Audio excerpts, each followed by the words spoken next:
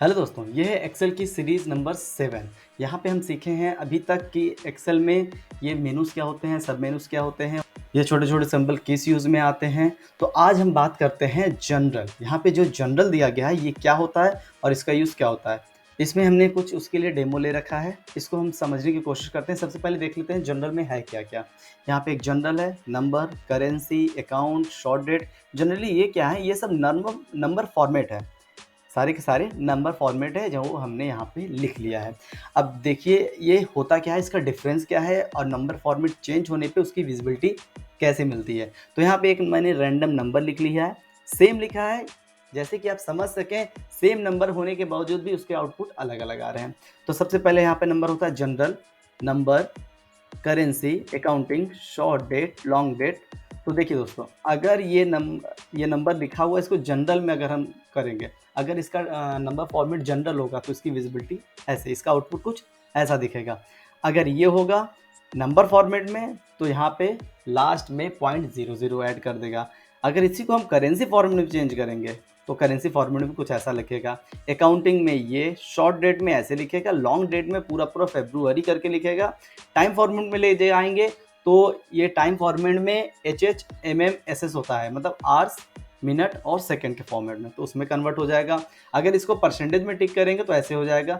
चलिए एग्जांपल के लिए ले लेते हैं। सबसे पहले हमने लिया 46 4 42, 46244, कुछ भी ले सकते हैं। अब इसको हम चाहते हैं कि रैंडमली हम चेक करें कि अकाउंटिंग फॉर्मेट में अगर हमें जाना है तो अकाउंटिंग फॉर्मेट में जाने के लिए हम क्या करेंगे, यहाँ पे जाएंगे, यहाँ पे हम चले जाएंगे अकाउंटिंग। ये देखिए दोस्तों, अकाउंटिंग फॉर्मेट में ये ऐसे लिख के आ गया, मतलब हमें कुछ करना नहीं पड़ा। जनरली क्या होता है, नंबर को हम प्राइस को भी ऐसे ही लिखते हैं, लेकिन हमें दिखाना होता है वो प्राइस है, इसलिए हम सोचते हैं उसको कॉमा वॉमा लगा के सिंबल लगा दें रुपीज़ का, तो उसको अच्छे से रिप्रेजेंट करने के लिए, तो हमें अलग अलग करना ना पड़े, तो उसके लिए हम इस ऑप्शन का यूज़ करते हैं। ठीक है दोस्तों, अब चलिए, ये तो मैंने सारा कवर अप कर लिया। ठीक, अब देखिए, अब इसको हम देखते हैं ये वाला चीज़ क्या है, ये अकाउंटिंग फॉर्मेट है। चलिए,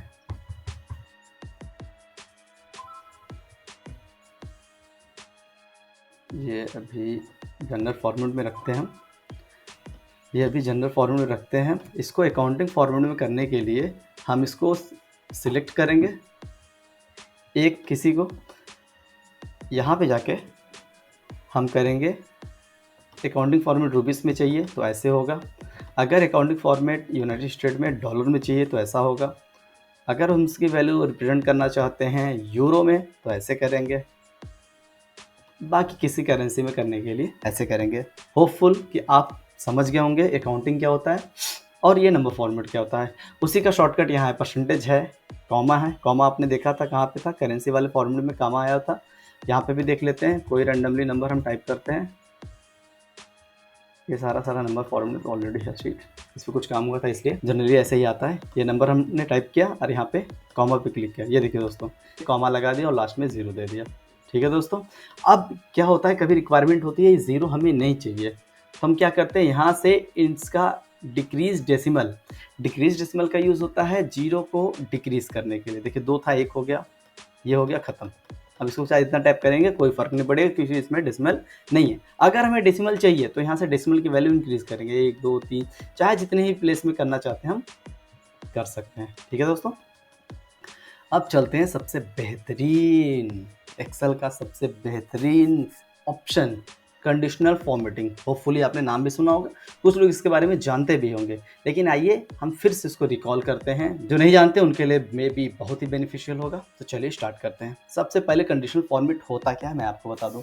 कंडीशनल फॉर्मेट ऐसा होता है कि जो एक फॉर्मेट होता है जनरल फॉर्मेट, जैसे हमने कुछ लिखा उसको बोल्ड किया, इटैलिक किया, हमारी रिक्वायरमेंट हुई कि ये ग्रीन होना चाहिए तो उसको हमने सिलेक्ट करके ग्रीन कर दिया।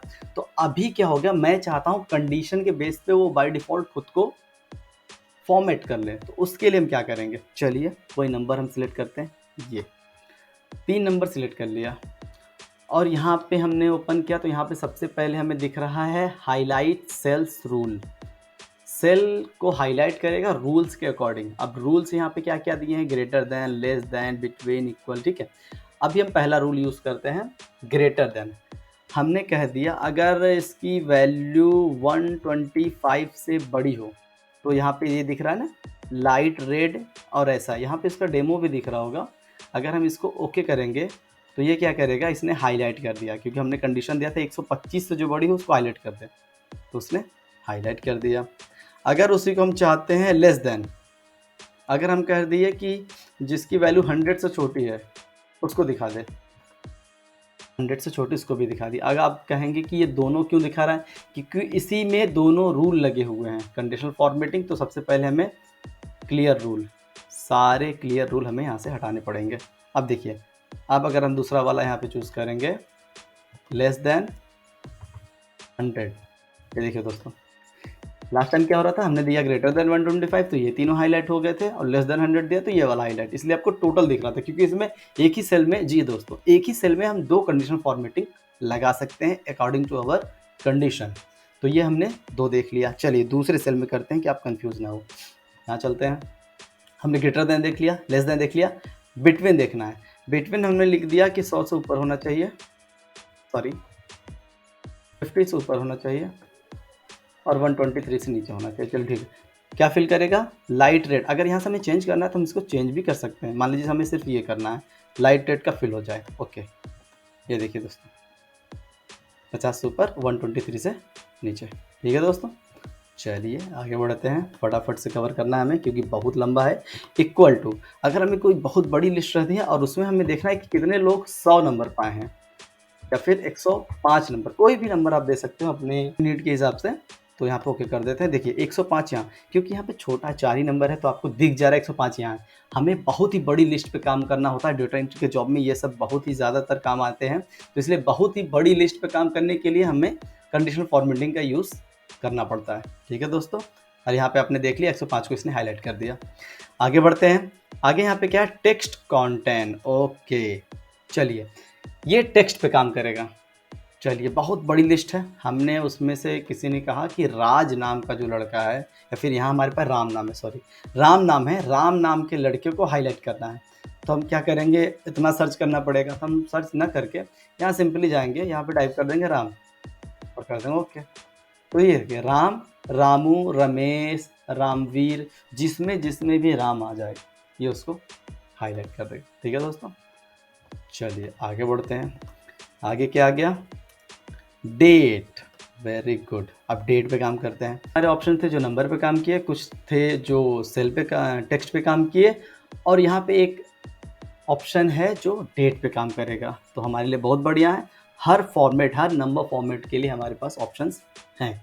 तो डेट को मैंने सिलेक्ट किया, यहाँ पे गए और यहाँ पे डेट ऑकरिंग में डाल दिया। अगर यस्टरडे, देखिए यहाँ पे ऑलरेडी लिखा हुआ है यस्टरडे, तो यहाँ पे आप देख पा रहे होंगे ये हाईलाइट हो रही है सेल, है ना। अगर हमें चूज़ करना है टुडे, तो टुडे यहाँ से हाईलाइट हो जाती है। जिसको भी हमें हाईलाइट करना, लास्ट 7 डेज, ये दे दिया। तो यहाँ पे ऐसे ही ढेर सारे ऑप्शंस हैं, इसको चूज़ करके यहाँ कलर फॉर्मेट चेंज कर सकते हैं। अगर हमें कुछ अपना कलर फॉर्मेट बनाना है, उसको भी कस्टम फॉर्मेट में जाके हम बना सकते हैं कि जो जो रिक्वायरमेंट जो मैंने डाली है कंडीशन वो ट्रू हो। तो ट्रू के केस में ही कंडीशनल फॉर्मेटिंग काम करती है। ये देखिए मैंने ये बना लिया और ओके कर दिया, अब यहाँ पे ये आ गया।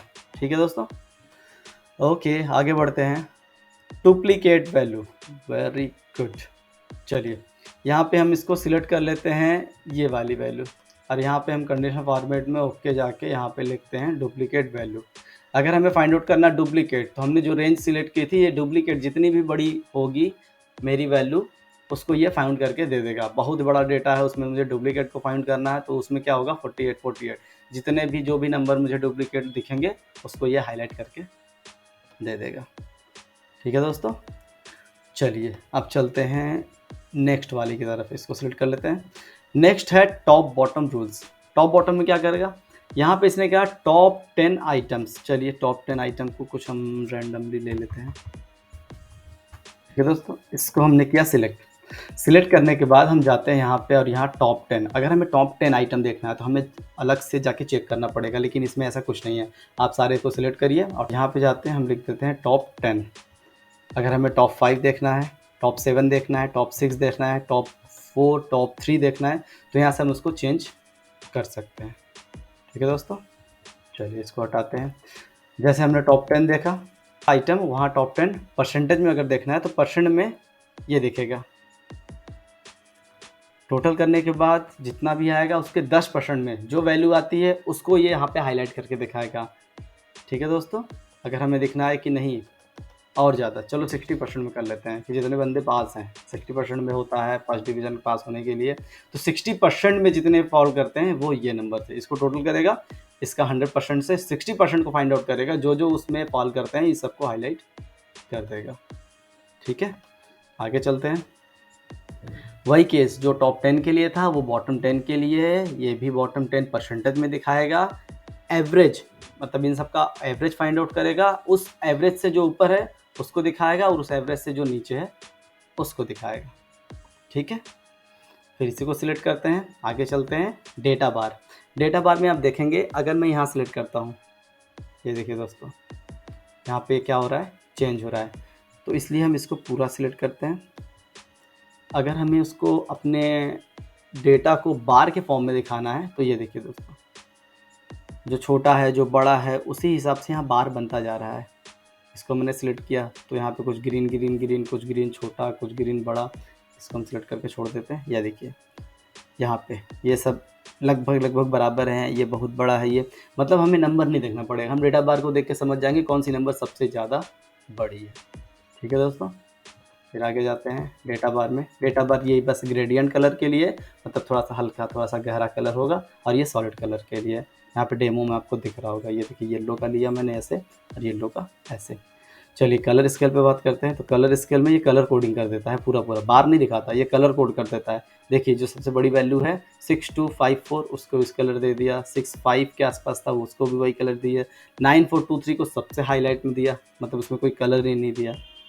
इसमें देख लीजिए इसका एकदम रिवर्स केस है, ग्रीन दिया सबसे ज़्यादा डार्कर ग्रीन दिया सबसे बड़ी वैल्यू को, उससे छोटी वैल्यू को लाइटर ग्रीन दिया, उससे भी छोटी वैल्यू को अलग ही कलर दे दिया। ठीक है दोस्तों, आइकन में हमें चेंज करना है तो आइकन में भी यहाँ से चूज़ कर सकते हैं।